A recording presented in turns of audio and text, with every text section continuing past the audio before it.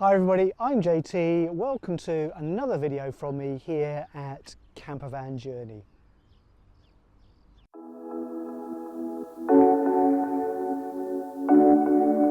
So we've been lucky enough to own this Volkswagen California behind me now for just over 3 years. But before that, we had a Volkswagen T5, T5.1 Combi that was our first campervan.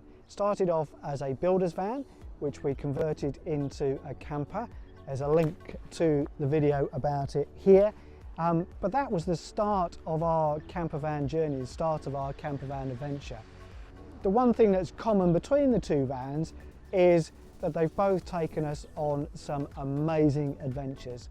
And in this video, I just wanted to give you the top 5 places that we've been, in no particular order, in our vans.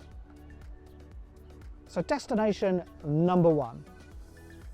Now we are real fans of the mountains, and being able to travel long distances in these vans has been absolutely fantastic and has enabled us to explore some amazing parts of the world. But one of our favourites is definitely the French Alps. Now once you get to the Alps, the scenery is just stunning, and hopefully you've seen some of the videos that I've put together of those trips already.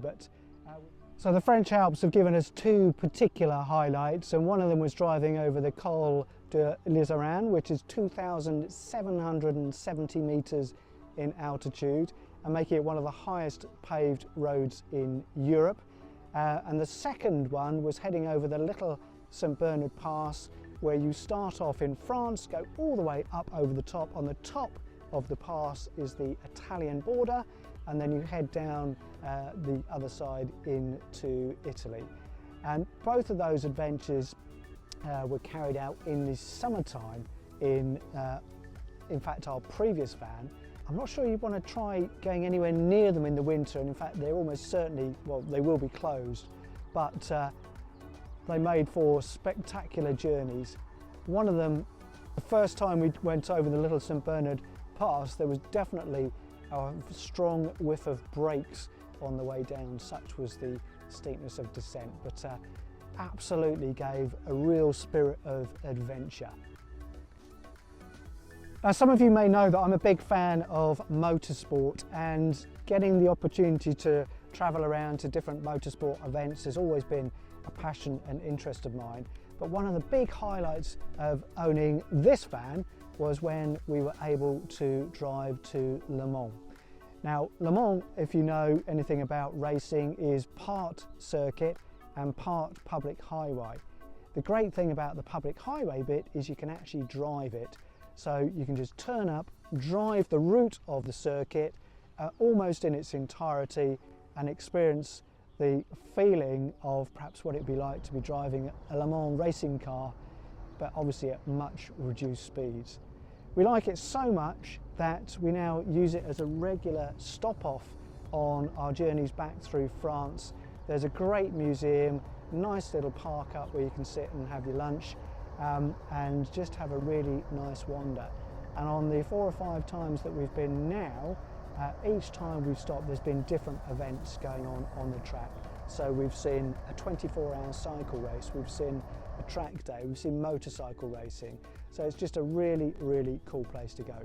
But nothing beats imagining that you're a racing driver, driving the track, clipping the curbs, and just really, really enjoying it.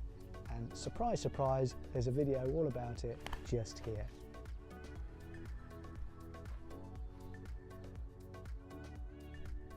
So great destination number 3. Well, this is a funny one because it's not really a destination, it's part of the journey itself. Now, if you've been to France at all, you know that driving on French roads is quite different to driving on the roads over in the UK. They are so much better in many ways, especially the auto routes. The surfaces of the roads are better, there's less traffic, it's a bigger country, so the volume of traffic is always less, until you get into Paris, and then until you get onto the Boulevard Peripherique. Now that is an experience that's completely unique. If you've driven the M25 in rush hour and thought it's busy, you've got to try the Boulevard Peripherique. Driving around that, which is essentially the motorway that drives around central Paris, you would expect it to be busy. What you wouldn't expect is a complete lack of lane discipline, complete disregard to general safety, complete hooliganism, for want of a better word, especially of not just French drivers, but absolutely the scooter riders. It really is something that's got to be experienced to believe, but once you've done it and you're prepared for it, you can handle it. But the first time we did it, what was remarkable was we came out unscathed, but it's certainly an adventure, and certainly something that I'm absolutely glad that we achieved. And there was something quite special about rounding a corner and then looking over to your left and seeing the Eiffel Tower, probably not more than a mile away from where you were, but it was really, really good. But again, one of the first adventures that we had in our black Volkswagen van.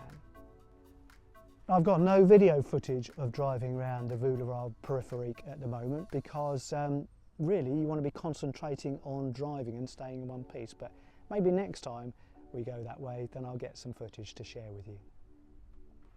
So now for great destination number 3. Number 3? Number 4? Number 3, I can't remember. So now for the next great destination. Now, a lot of our travels have been through France, and you'll have guessed that we have a real affinity for driving in France. And there are hundreds, thousands of fantastic places to go and visit when you're over there. But one which we really enjoyed, which was a bit of a surprise, was visiting a region in central France called the Puy de Dôme. Now, the Puy de Dôme is a volcanic range, a dormant volcanic range that is in the centre of France. But it just made for a really, really special place to visit.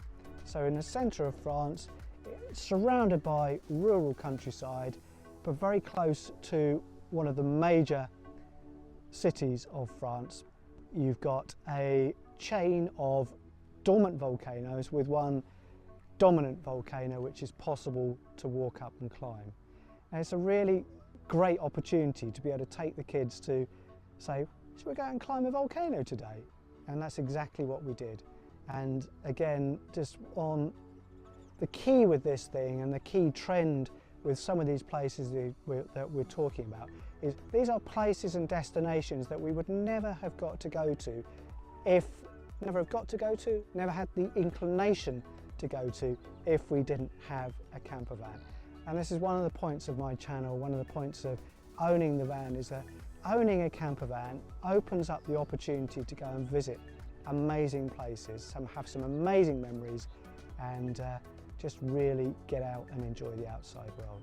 So Puy de Dôme makes it into our list of some of the top destinations that we've visited, along with our next top destination, which again is another geographic feature, I guess, in Lake Geneva. And when we first got our vans, I always wanted to travel down to the Alps, and my plan was actually to get down to the Italian lakes, so beyond the Alps, but that just seemed like a little bit of a stretch too far in terms of distance. But Lake Geneva was a really, really good compromise. Lake Geneva is called Lac Léman in France, and it's a huge inland lake surrounded by the Alps on the one side and bordering Switzerland and France on the other. But it's a beautiful place to go to, beautiful place where you can just turn up and arrive, and on a sunny day like today, walk along the shores and cycle along the shores. And it's just like being at the seaside. It's absolutely stunning.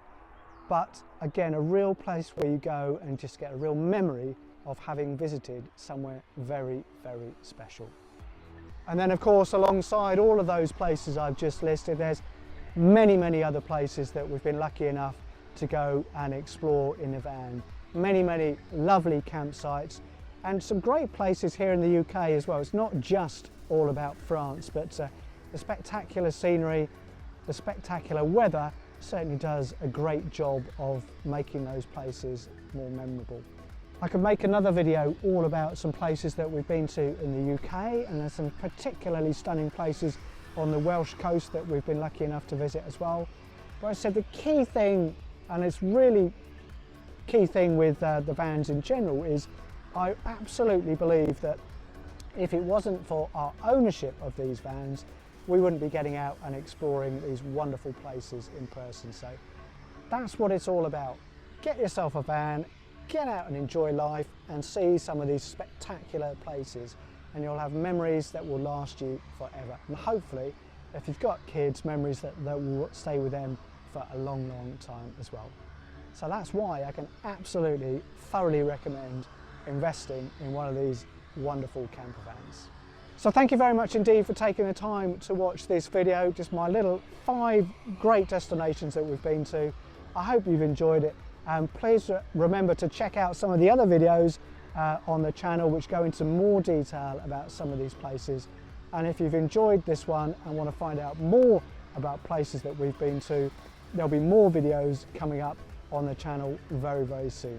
So thanks very much indeed for watching. Please remember to give me a like. Please remember to hit the button to subscribe, and I look forward to seeing you on our next campervan journey very, very soon.